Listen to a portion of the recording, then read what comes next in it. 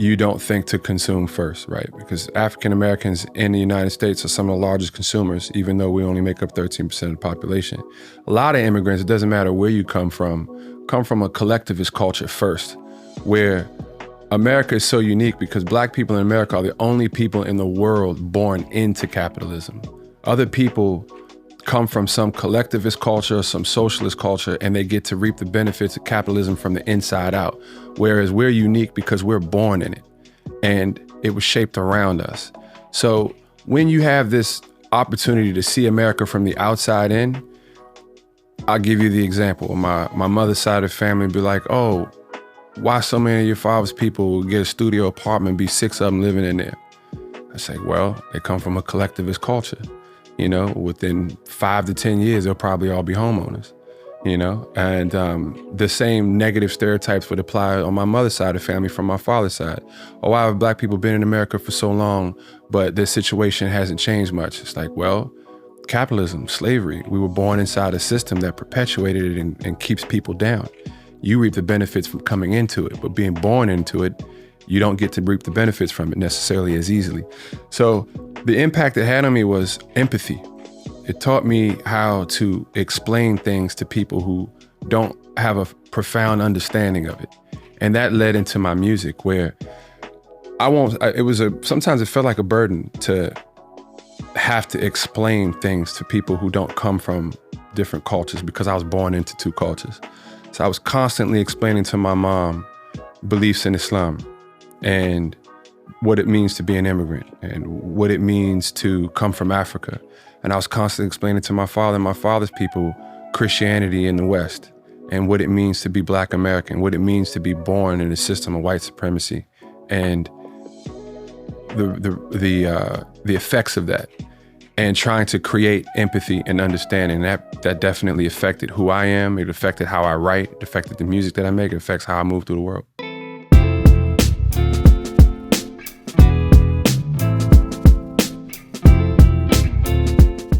Assalamu alaikum, it's your brother Haq Islam. And today I have a very special guest all the way from Do or Die, Bed-Stuy.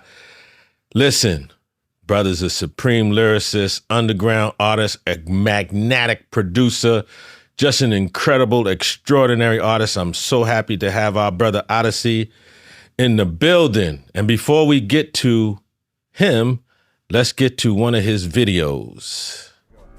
And then we'll start the song over. When you told me the truth, even if it really hurts, because you knew what I was worth. That's love. That was good. Let's do it. All right, here we go.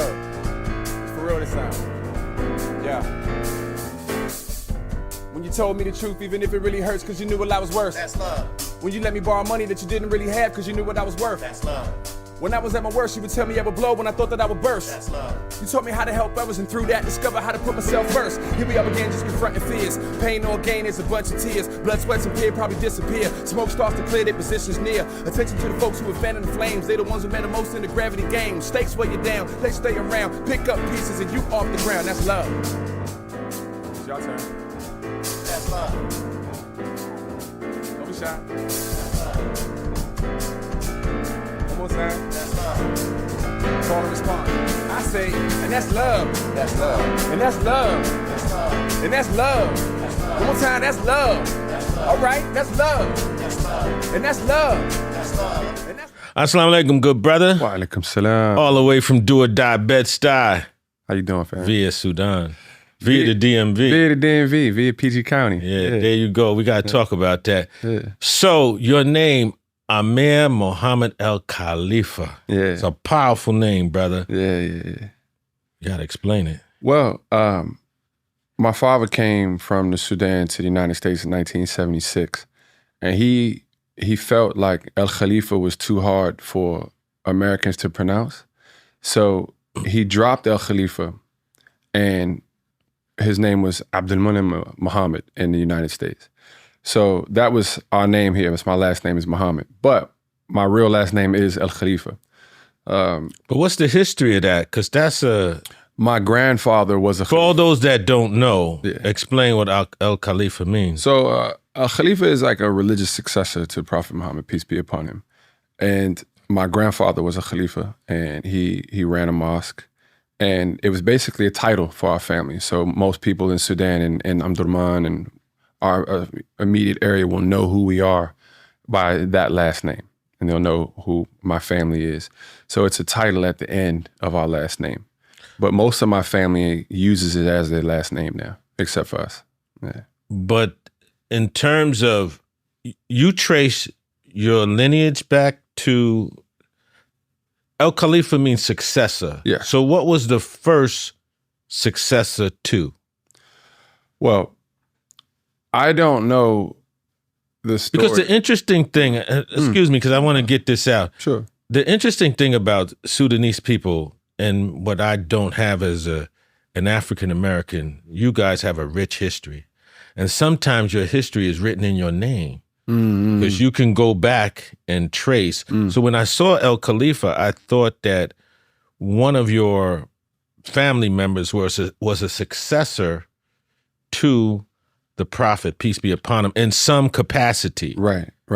That would be my grandfather. Okay, your grandfather, that close? That would be my grandfather, but it was passed on to him, allegedly. I don't know the true story behind it, but my grandfather was a religious leader in our community, and it was said that he himself was a Khalifa, and that is how we acquired the name as a title.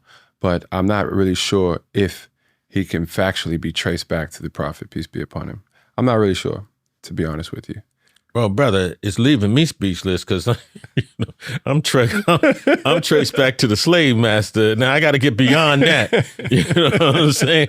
I got to get beyond that and see which part of West Africa. It was always interesting to know so much about one side of my lineage and not a lot about the other side. My mother being Black American, there's so much that was shrouded in mystery, and we're pretty fortunate to know what we do know about my mother's side. Unlike a lot of Washingtonians, my family comes from Maryland since the days of slavery.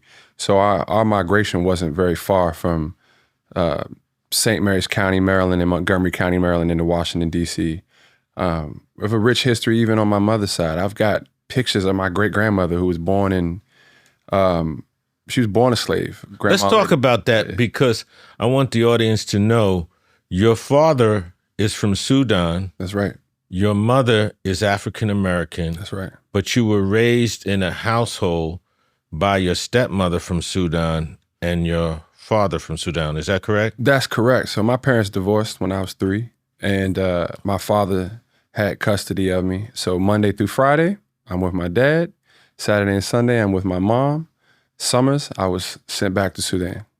That's a rich cultural experience. Oh, yeah.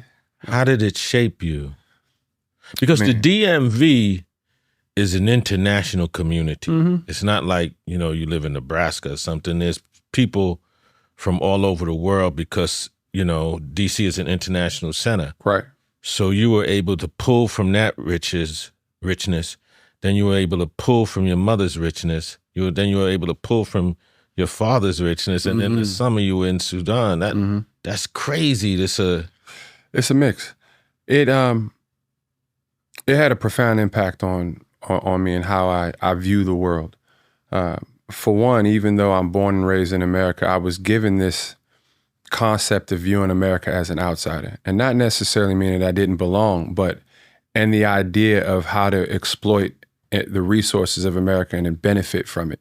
To come from the outside in means that you don't think to consume first, right? Because African Americans in the United States are some of the largest consumers, even though we only make up 13% of the population. A lot of immigrants, it doesn't matter where you come from a collectivist culture first, where America is so unique because Black people in America are the only people in the world born into capitalism. Other people come from some collectivist culture, some socialist culture, and they get to reap the benefits of capitalism from the inside out. Whereas we're unique because we're born in it and it was shaped around us. So when you have this opportunity to see America from the outside in, I'll give you the example. My mother's side of the family would be like, oh, why so many of your father's people will get a studio apartment, be 6 of them living in there? I say, well, they come from a collectivist culture. Within 5 to 10 years, they'll probably all be homeowners. And the same negative stereotypes would apply on my mother's side of the family from my father's side. Oh, why have Black people been in America for so long, but their situation hasn't changed much? It's like, well, capitalism, slavery. We were born inside a system that perpetuated it and keeps people down. You reap the benefits from coming into it, but being born into it, you don't get to reap the benefits from it necessarily as easily. So the impact it had on me was empathy. It taught me how to explain things to people who don't have a profound understanding of it. And that led into my music, where sometimes it felt like a burden to have to explain things to people who don't come from different cultures, because I was born into two cultures. So I was constantly explaining to my mom beliefs in Islam and what it means to be an immigrant and what it means to come from Africa. And I was constantly explaining to my father and my father's people Christianity in the West and what it means to be Black American, what it means to be born in a system of white supremacy, and the effects of that, and trying to create empathy and understanding. That definitely affected who I am. It affected how I write. It affected the music that I make. It affects how I move through the world. That's an amazing analysis, because you're the epitome of a third culture kid, because you are the third culture, because you're the amalgamation of both. Right. So let's go right into the music, because when did you start rapping? Ooh, I can't even remember when I first started rapping. I know that I had an older cousin named Frank, and in the mid to late 80s, he would go up and down to New York and bring back records. And he had 2 turntables before anybody had turntables back home. And I would sit in his room and just listen to records. And he was listening to Rakim, Special Ed, Redhead Kingpin, Red Alert. How old were you? I was born in 81. I'm 44. So this is around like 88, 89. You're real young. Yeah. But I'm just listening. No, it's having impact. It's being inculcated into your mind. Right. I'm just listening very, very early on in a very go-go oriented city. I'm listening. Very go-go oriented city, man. I'm listening to rap, you know. Chuck Brown can't do no wrong at that time. So, I started probably rapping as early as when I was in the 5th grade, 6th grade, and I started taking it serious by the time I was in high school. And in the 11th grade is when I met my good brother, Sean Bourne, who heard me rapping in the lunchroom and said, "You nice, you need to come to my studio." Sean Bourne? Sean Bourne. Sean Bourne. Yeah, Sean Bourne. Not 5%. Yeah. 5%. Okay, cool. Yeah, Sean Bourne. And Islam was a part of that whole experience. Absolutely, right there. Okay, absolutely. okay. He brought me into the studio and produced, and then I learned how to produce from him. Okay, let's stop there, because Sudanese culture, all of my Sudanese friends are very interesting because they're a combination of extreme creativity and extreme intellect. Extreme. No, extreme. One of my, I always reference this brother. He's a hype man for G Salah. Mm-hmm. But he's also a doctor. Right. You know what I'm saying? And one of my good friends, he represents an organization called Now Nights, which you perform for, actually. Right. But he's an AI developer. He's a tech head all the way out there. You know what I'm saying? So, but listen, you are at that too, because your political analysis is incredible. I appreciate it. Thank you. And you're a rapper, but you're one of the most visual lyricists I've ever heard. Thank you. You remind me a lot of like Tribe, Guru, Dead Prez, Public Enemy, because when you listen to your music, you close your eyes, you can see it. Mm-hmm. It's like a video comes up, out of your mind. But I want to go back to the balance. How do you? It's just a part of your culture, the intellect and the creativity? Well, in a lot of developing countries, the post-colonial countries, there aren't a lot of opportunities for work. So our parents encourage us to go into fields that have a higher chance of success. So you end up getting a lot of doctors, lawyers, engineers, not necessarily because they don't believe in the arts, but where they come from, there are no high earning positions in the arts. So they wouldn't encourage their kids to go into something that they know they're not going to be able to survive off of. That's a privilege, right? To go into, have a liberal arts degree and you still are going to be able to find meals. So we encourage our children to go into fields that have a higher success rate. But what ends up happening, especially when you're a third culture kid, is when you move to the West, you move to Canada, the US, UK, where a lot of Sudanese people go. The children are now exposed to opportunities that their parents can't comprehend, ways of making income that their parents don't know about. So what you end up having is this conflict in the house of, trust me, listen to me, I came here and sacrificed everything for you, you're going to be this said job. And a lot of times, I don't know why, but Sudanese people have a high success rate of the children listening to their parents when it comes to what they should study and what they should pursue. But in the background, there's always this creative itch. And it didn't start with you, it started with your parents. My father plays oud and sings, would never do it professionally. Why? We have no career. So that itch gets stronger and stronger as the children go through high school and college and grad school and get a master's, and then they start earning, and it's always on the side. And now that they finally have this freedom and they've done what they wanted, their parents wanted them to do, they start to pursue that creative side. And I think that that's kind of amplifying now with social media. So talk about how you were able to convince your parents that you can make a career out of this. Right. My mother always believed in me. My mother is a very creative woman. She sings poetry. She's very good with words. I get my writing from my mother. My mother was reading Edgar Allan Poe to me and Robert Frost as poems. She was teaching me what metaphors and double entendres and similes were, not in the form of rap, but in the form of poetry. So my mother always understood creativity. My father took a little harder to convince, and especially I lived with him the majority of the time. And I learned, again, to have empathy. I knew that my dad didn't understand what a career in music could be, and he only understood what it looked like on the outside. So I spoke my father's language. My father's an entrepreneur. Classic foreign story, he came here with nothing, and was quite successful. And my father speaks money, my father speaks business. So I came to him and I talked numbers. The first instance was, first song I ever got paid for was a song called Music Lounge on DJ Jazzy Jeff's The Magnificent album. And I was paid as a producer for producing the track and as an MC, as a writer. How did you meet Jeff? Shout out to my brother, Kev Brown, one of PG County's greatest producer MCs, who passed the tape to Grap Lover, who was going to university in Maryland. Grap Lover is Pete Rock's brother. Grap Lover passed it to Pete Rock. Pete Rock passed it to Marley Marl. Marley Marl put one of Kev's songs on his album. Jazzy Jeff heard it from Marley Marl, got in contact with Kev, brought Kev to Philly to start producing for A Touch of Jazz. Kev brought me up to Philly. The rest is history.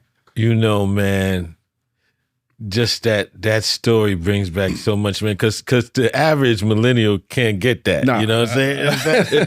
And it's beyond Gen Z. This is how we used to get down. You feel me? You know what I'm saying? The music, there was a tape, and that tape would circulate. It just circulated. And right. then everybody say, as it circulated up the food chain, they say, yo, that guy dope. Yeah, yeah. And then it kept moving and kept moving because everybody certified you on the way up. That's right. We the last of that. Yeah. Gen Z, millennials, you can't see it. This is real talk right here, man. $1 million worth of game. Yeah, I took it from you, Wallow. $1 million worth of game right here. How old were you? So my first song came out when I was 21. And that was the deal that I had with my father. And it's a deal I made at 18 when I decided not to go to college.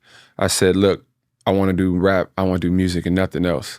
And if I don't make any money from this by the time I'm 21, if I don't have a single song out by the time I'm 21, I will abandon all of these dreams of being a creative and I'll work for you. What does your dad do? So at that time, he had a subcontracting business. He had a fleet of box trucks, and he was the main deliverer for Staples office supplies in the DC metropolitan area. Well, damn. Yeah. How did he do that? When my dad came, when my father came to the U.S., he was a truck driver for the Middle East Bakery for a while. That's what we did when I was born. And then he got fascinated by bread itself, and he learned how to make bread. Then he became a baker and moved on to well-known place in Rockville, Maryland called Sutton Place Gourmet. He became the head baker. After he became the head baker, he had a friend of his who had a truck and did deliveries for Staples. He was asking him, is it good money? He's like, yeah, it's good money. You get paid $7 a stop. I get like 40 stops a day. He's like, all right, cool. I might get into this. So my dad buys a truck and starts delivering, and then he buys a second, and then a third, and then a fourth. And then he gets employees, and then he ends up doing pretty much all the Northwest and Montgomery County. And he made good income from that. So, you know, he was like, all right, if you don't get anything out by the time you're 21, you work for me now, right? And right when I was 21. You to convince a Sudanese father to give you that leeway, you had the gift for gab right there. My dad isn't a traditional Sudanese father. My dad is highly intelligent and very educated. My father went to college, I didn't. You know, he went to boarding school in England, right? But my father is a person who likes to work with his hands. He's a hustler. He's a hustler. And if he sees hustle in you, he respects it. You know, and I say that my father's different for that. Yeah. All right. Who's the Diamond District? Oh, man, Diamond District. Shout out Uptown XO, YU.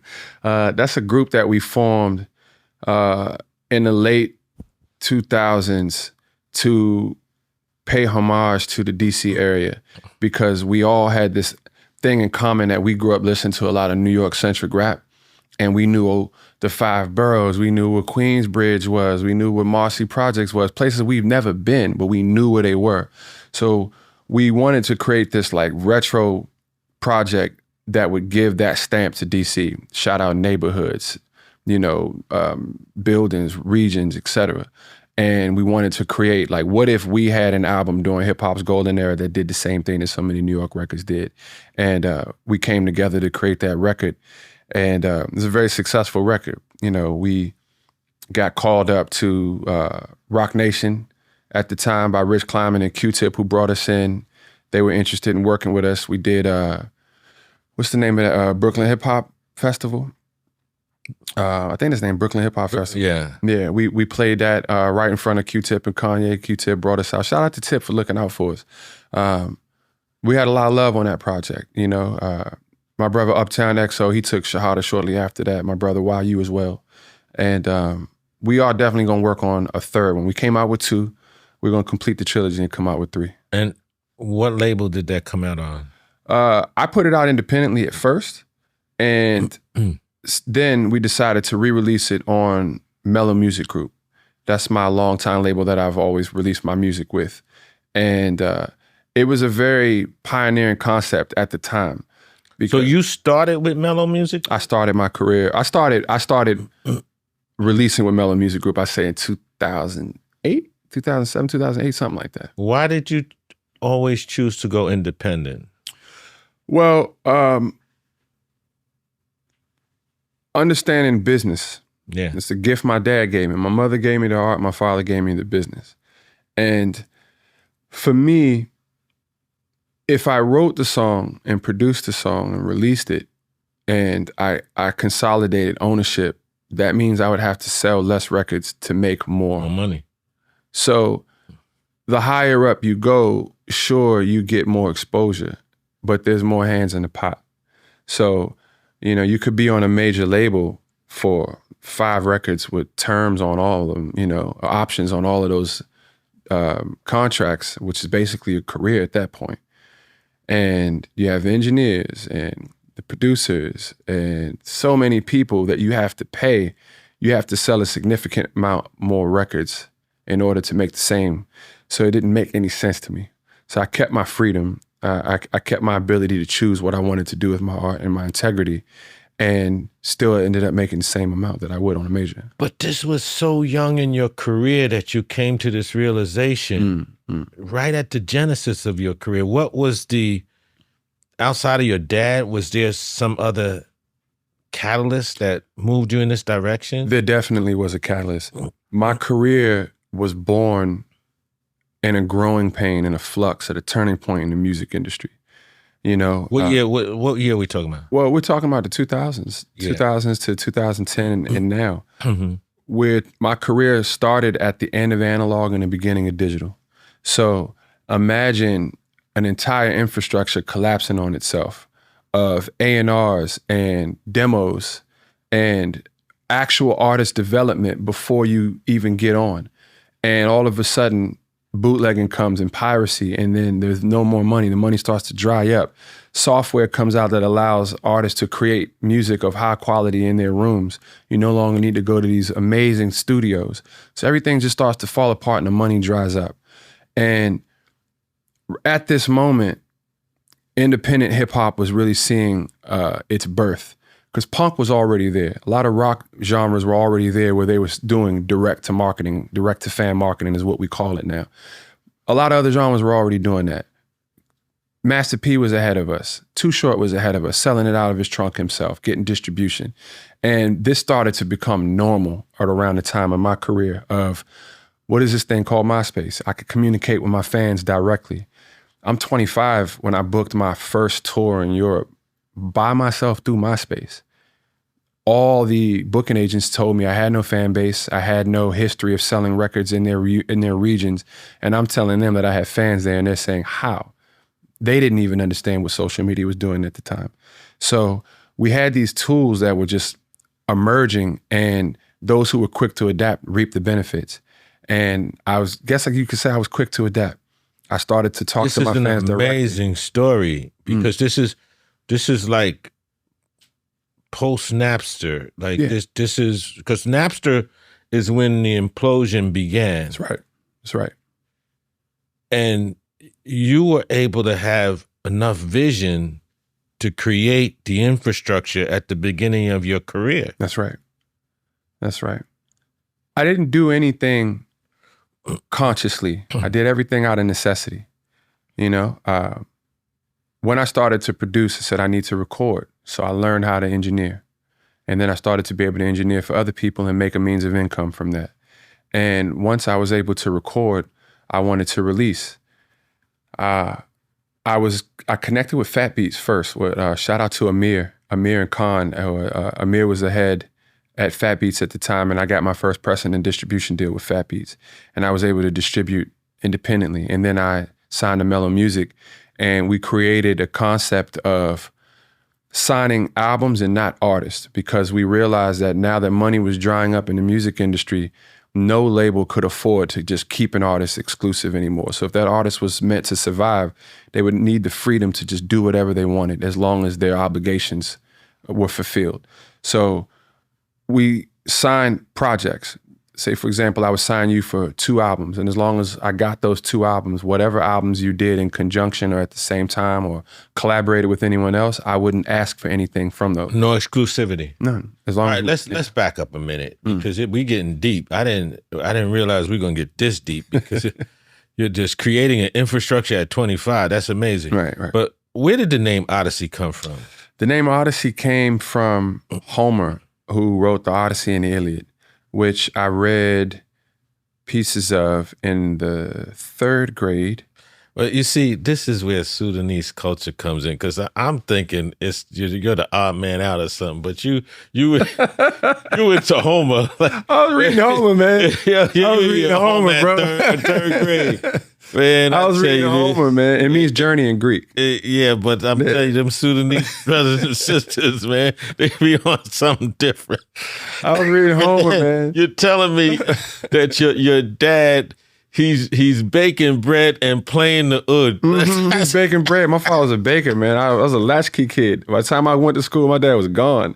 Like the time I came home, he was passed out, But these are traditional stories from the Sudanese culture, man. Absolutely. My dad baked bread and he played the oud.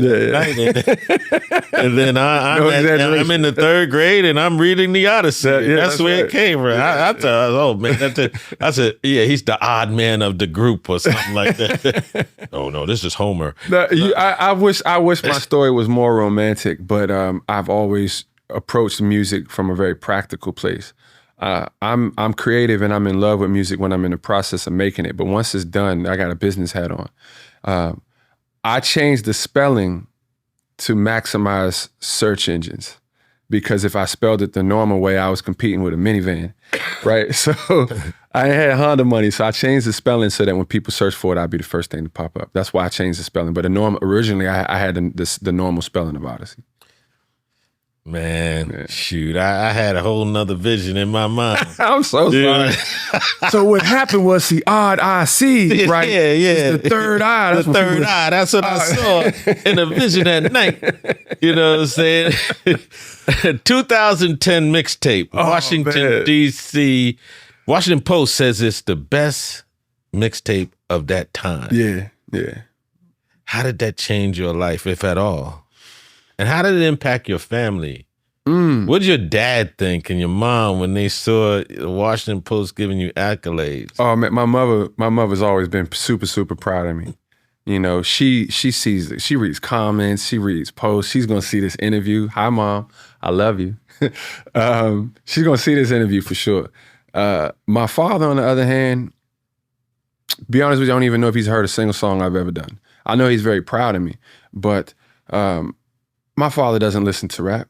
My father, if I didn't make rap, would never listen to the type of music I make. And he and I have a very unique relationship where we don't really do things out of obligation. That's why I struggle with a lot of other aspects of my life, because I if I don't like something, I don't necessarily do it, right? What do you define that for me? We don't do things out of obligation. we do things out of love, and we do things that we genuinely appreciate. So most parents would say, even though I'm not into said thing, because my children are, I'm going to invest in it and be curious. Abdul, that's not happening with Abdul. He's like, I don't listen to rap. You think I'm supposed to start listening to it because you make it? And if I did, I still don't understand a single word that you're saying. So my father... When you speak to each other, it's in Arabic. It's in Arablish. Arablish. You know, okay. I'm my father's American boy, and he designed it that way. My siblings are full-blooded Sudanese. My stepmother's Sudanese. I'm the only one who's half American. So even in the same house, you know, my father would like go to my brother and he'd be like, Majid, deal with the fire. And he'd go to me, Amir, pass me this the ashtray. And I'm like, I understood what you said. He's like, just pass me the ashtray. You know, he would just speak to me in English. He'd speak to my sisters and brothers in Arabic, you know. So I actually didn't learn any Arabic from my father. I learned it from my summers in Sudan. Yeah. What was that like? Oh, man. Beautiful. It's such a beautiful country. Beautiful, man. I'm so thankful. Pre-war. But this was under Bashir, right? It was under Bashir. So did you feel the tension, or was it just, I'm a kid, I'm having a good time? No, you feel it. You know what's going on. But it prepares you for life. Like, I'm so thankful for sleeping in a courtyard with 3 generations of family in the middle, and at night we would bring out beds and we would all sleep in a courtyard. It's a traditional Sudanese house. It's called a hush, and it's in the front of your house. And we sleep under the stars at night, and you have to cover yourself with, you know, head to toe in your blanket so the mosquitoes won't bite you. And, you know, I got malaria 5 times, and, you know, I swam in the Nile, you know, I almost died in the Nile a couple times. And I remember electric outages where there wouldn't be any electricity for days, extreme heat. Sometimes there'd be no sugar. Sometimes there'd be no bread. Sometimes there would be no gasoline, and people would be siphoning gasoline with hoses from other people's cars. This level of extreme poverty and circumstance where people still find a way to persevere, and they're still happy, you know? They're still appreciative. So I came back home in the end of August, early September, every year with a completely different value system than my peers. You understand? I'm from PG County, wealthiest Black county in the United States of America. So a lot of consumerism and capitalism, kids skipping school to go buy Jordans, kids driving to school in their parents' BMWs, right? Valuing a completely different value system than myself. So when I came home, every year a little bit more, I'm like, none of this matters. This doesn't matter, that doesn't matter. So I'm very, very thankful for those years. And it's a great sense of community. Absolutely. This is where your sense of community comes from. I mean, both sides of my family, I get a sense of community in lots of different ways. My father's side and my mother's side have both tackled struggle in different ways. And community looks different. But I've learned, as a third culture kid, I've learned what community looks like in the Black community, in the Black American community, and in the Sudanese community, for sure. What's your fondest memory of days and nights in Sudan as a youngster? My fondest memories, when my grandmother was alive, she would send me to Sudan, this little market right up the street, to get milk, straight from a cow. And I used to love doing that for her. I used to love going and waking up in the morning and walking down and getting some milk and bringing it back for my grandmother so she could make shai lemon, tea with milk tea. That's one of my favorite moments. And just sitting by the Nile, you know, where my family's neighborhood is right where the White Nile and the Blue Nile meet. And there's nothing like watching the sunset there. And as someone who half my side doesn't know where they come from because of slavery, I used to just sit on the banks of the River Nile and just sometimes be in awe of the fact that my ancestors have lived here for thousands of years. And sometimes it's hard to conceive. Most people don't know that there are more pyramids in Sudan than there are in Egypt. Did you get a chance to experience the history? Oh yeah, man, for sure. I would go up to the closest ones to us are a place called Burjawiya. That's pretty close to us. We would go camping up there, and there was, maybe there is now, I don't know, especially not during the war, but there was no protection for them. You could go into the pyramids. You know, we would go into them, we would camp outside of them, and it's a beautiful, beautiful experience.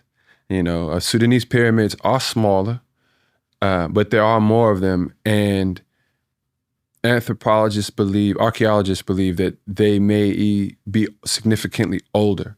So the picture that's starting to be painted now, which is controversial for a lot of Egyptians who don't want to lose the tourism and the esteem that the pyramids in Egypt have. But the pyramids in the Upper Nile, if you look at the age of them and the abundance of them, you start to get this picture that says this technology first originated in the Upper Nile, and as it moved up the Lower Nile, the technology was improved and they got bigger. But that means that the origin of them stems from in the Upper Nile, which is the southern part, you know, it's reversed. What happened when you went in? What do you remember? I remember how cool it was.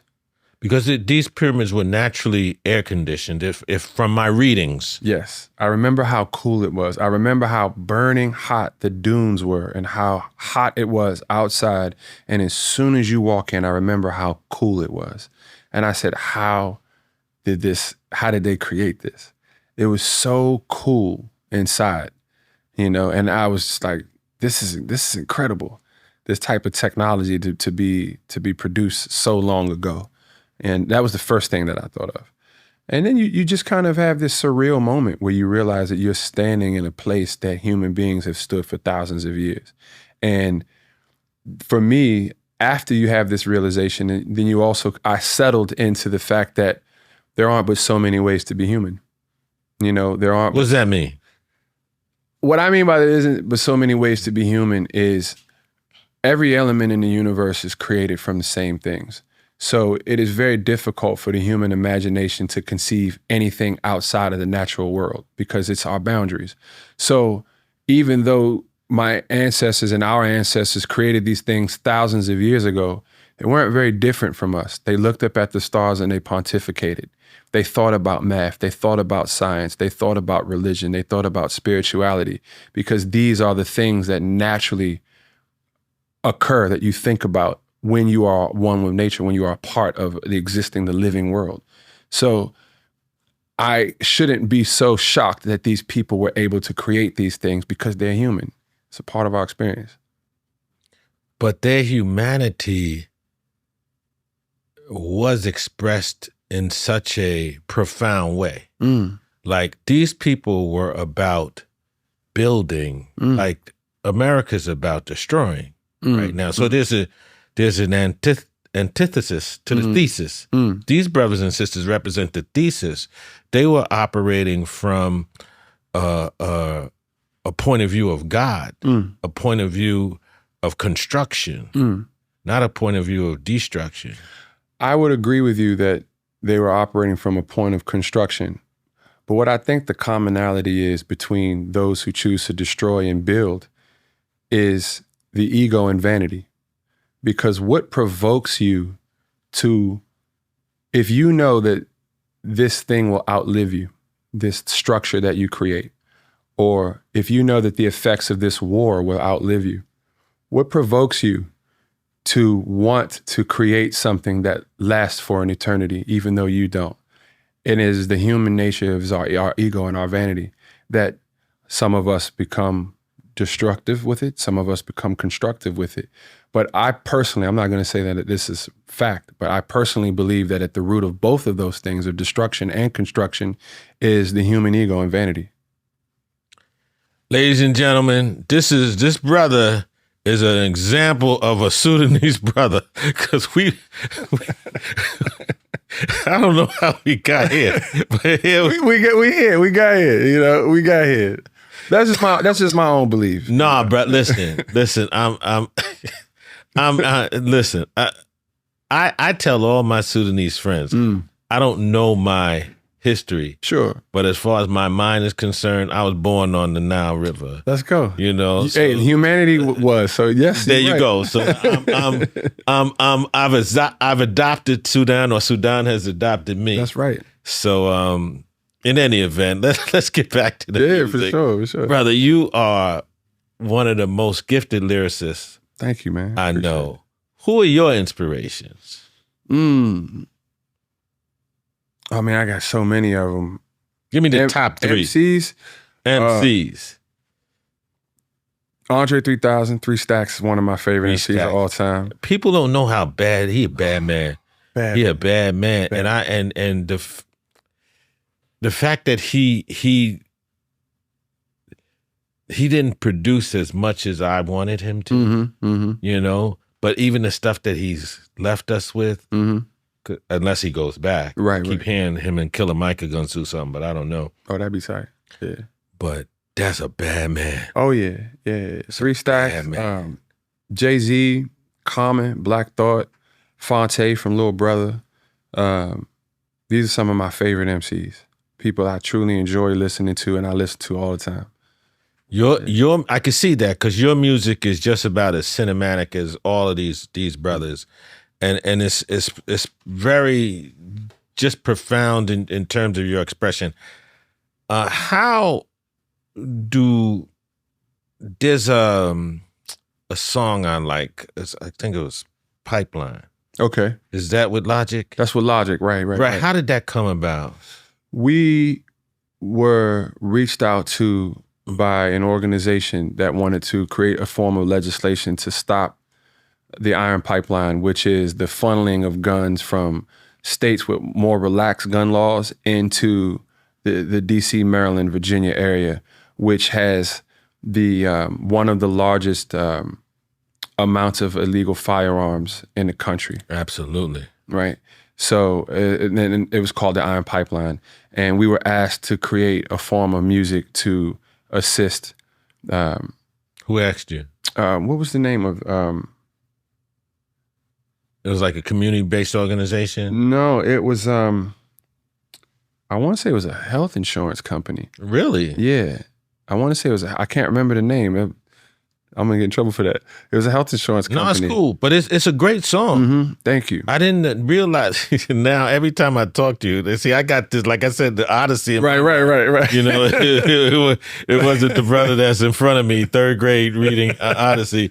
So there's always a deeper story. Always. And with me, it's, if you, by the time you hear it, it's business, you know, but when I make it, it's art, it's love, it's creativity, but business hat is on when that record is released. Such a great song. I appreciate it.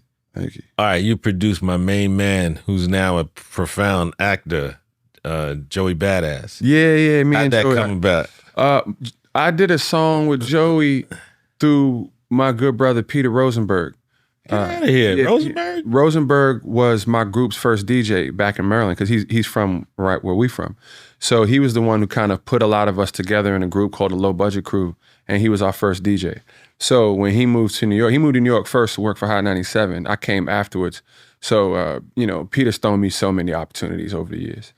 You know, I'm surprised we never met prior to. I don't be outside. That's what it is. Oh, I don't go outside at all, man. Okay. I need to get out more. Seriously. no. Take care of your family. You know, them Even songs, before I had kids, I can't even put it on them. They're an excellent excuse now. But even before that, man, I was either on the studio when I was home, or if I wasn't in the studio, I was on the road.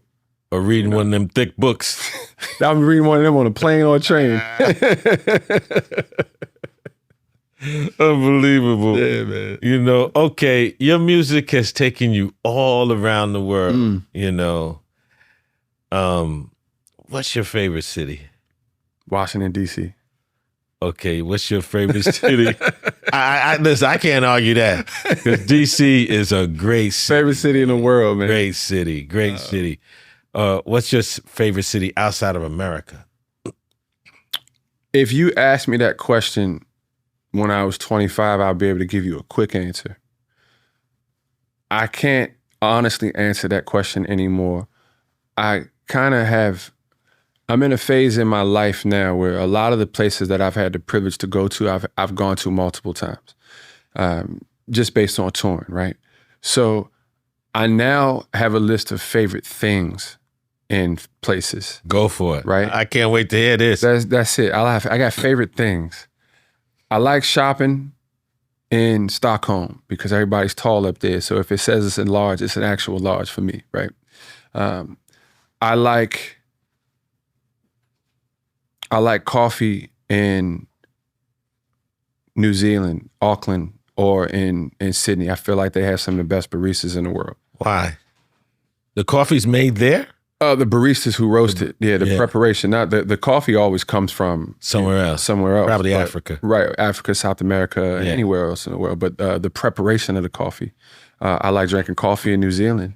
I like shopping in Scandinavia. I like hanging out at night and walking around at night in Paris. I like listening to music and going out to listen to music in London. Yeah, London, for sure. It's great. Music in London. Yeah, yeah. That nightlife is really good. Yeah. What about the food, brother? Food? Oh man, all right. Food. My favorite kebab, Berlin. My favorite dessert, pastéis de nata, Lisbon. My favorite, you can't beat Paris. My favorite waffle I've ever had was in Liège in Belgium. What else do I like? I like a lot of Asian baked goods and stuff like milk bread and things like that. Most creative desserts, Seoul in Korea. You're gonna get creations there you've never seen in your life. People who mix savory with sweet, really, really good. Any type of like sweet cream corn dessert in Thailand, amazing. Amazing. I could go on and on. I like to eat. Seriously, I love to eat. I was enjoying everything. I was getting hungry. You know what I'm saying? Listen, all right, me and you had a conversation before, and you described how coffee goes from espresso to latte. Could you break that? Yo, the most random thing.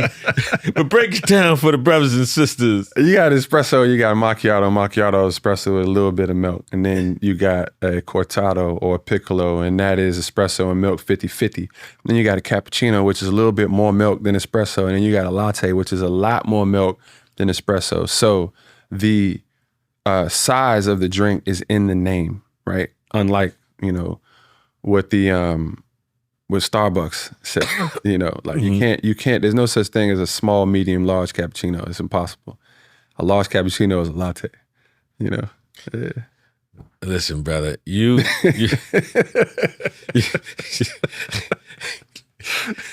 yo, this has been a great conversation. My bad. And again, me in my mind, Oddisee, you know what I'm saying, bro. I'm sorry I disappointed you, man. I'm just a nerd, bro. I'm just a nerd who likes to rap, man. That's fine. That's fine. You're a great brother. So behind this artist Yeah, is a family man. for sure. Talk about your family and how they keep you grounded. Yeah, my beautiful wife Aziza and I, we've been married for 10 years. Got married in 2015. Our daughter Zaina is 7. She'll be 8 next month. And our son Safwan is 3. He'll be 4 in September. And I mean, grounded. Whew. Where do you even start? You know, you Let's start here. I got you. Yeah, Let's talk start to me. here. How did you meet your beautiful wife? I met my wife in Paris. And You got to elaborate on that because it's, you know, now I got some romantic thing going on. It's in not- my mind. I was walking down the street. no, this was probably one of the true most romantic things in my life, because I've systematically rooted out romance in my life and eradicated it. but Wait a minute, brother.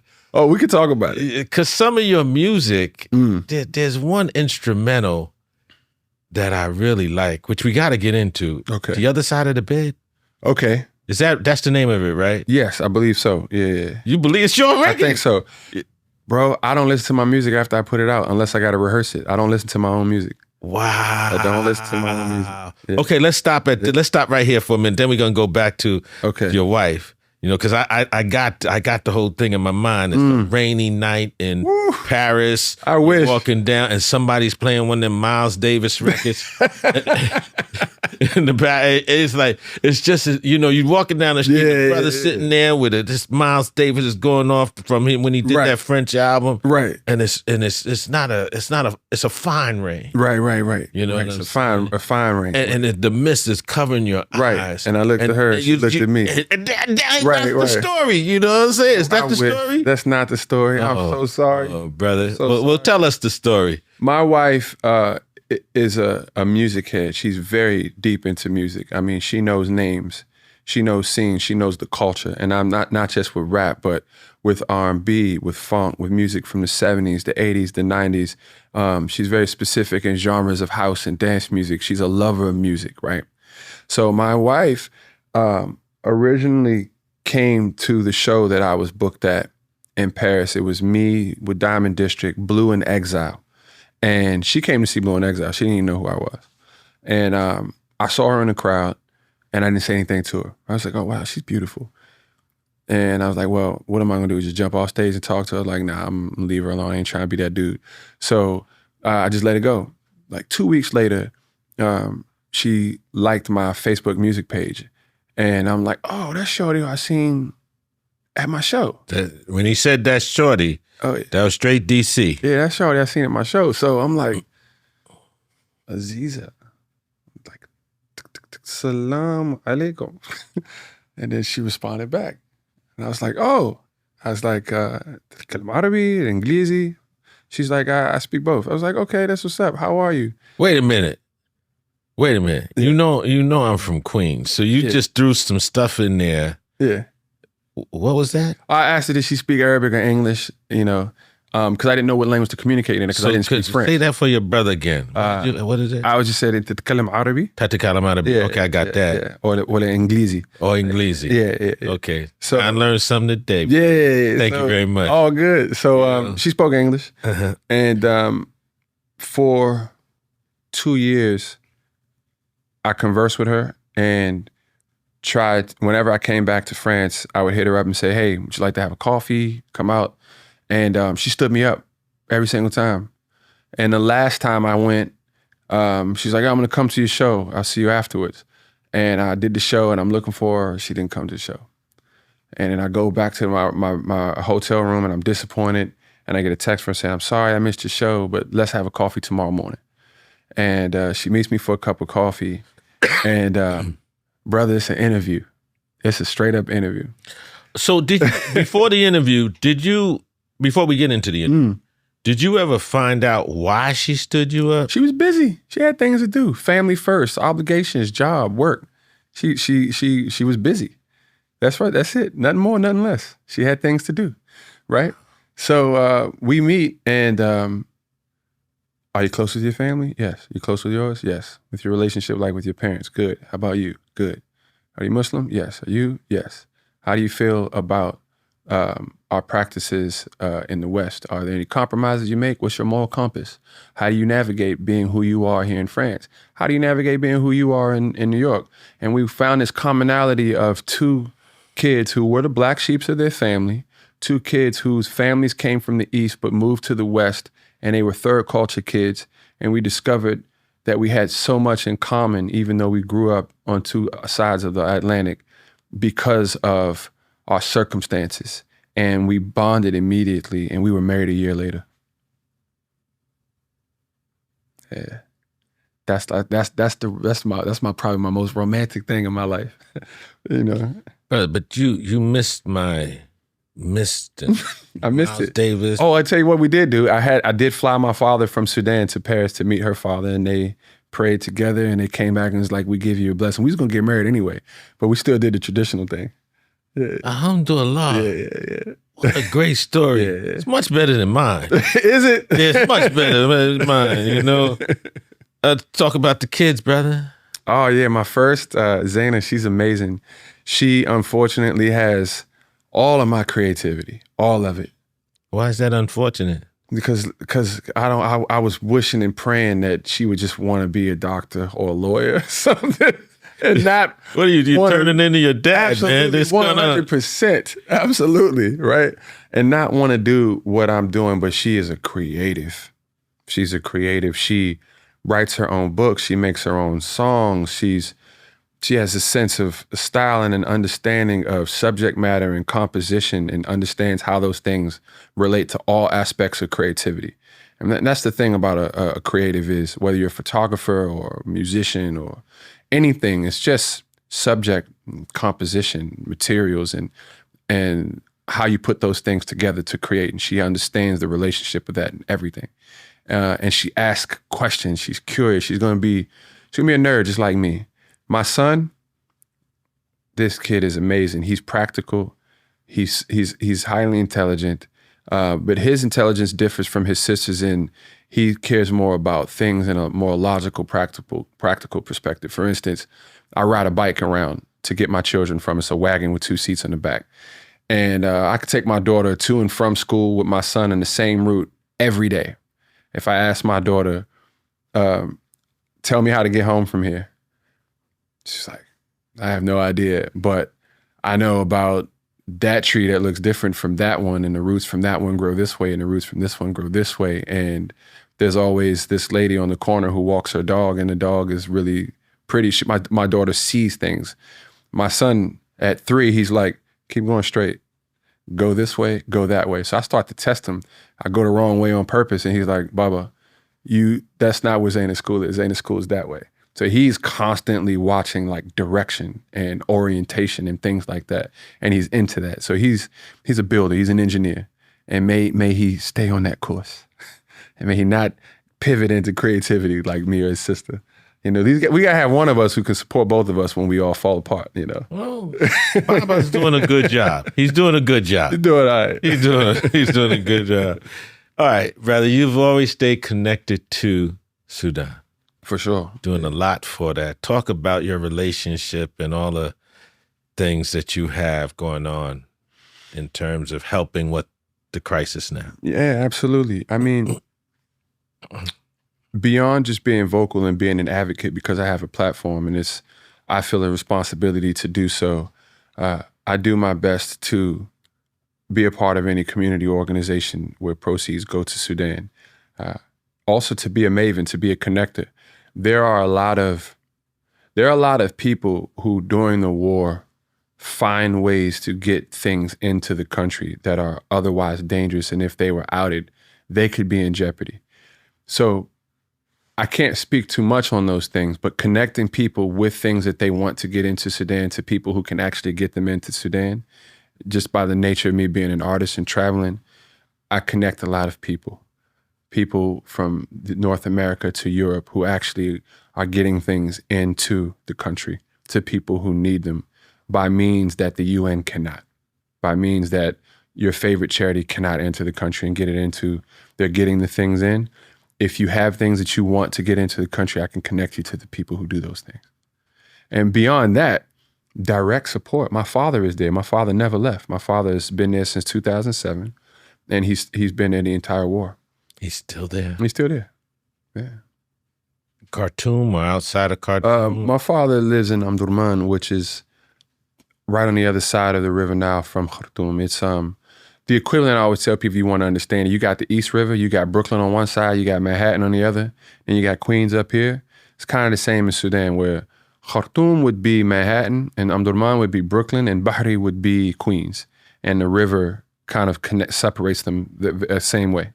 So my dad is from like the Brooklyn side of the river in the city. So he's still there, hasn't left. When was the last time you were there? Last time I was there was January 2020. Wow. Yeah, I left right before the pandemic came out. Before the pandemic, I would spend December and January in Sudan every year. Ever since I was 18, I stopped going for the whole summers because I, got into music in my career. And as I got older, I started to take the classic pilgrimage back to Africa in December, as most Africans do. Nigerians, Ghanaians, during that long winter break, everybody goes home. Everybody goes home. Yeah. Brother, you seem so at peace. You seem like you found balance between family, touring, making music, everything. How did this come about? How did this peace come about? I think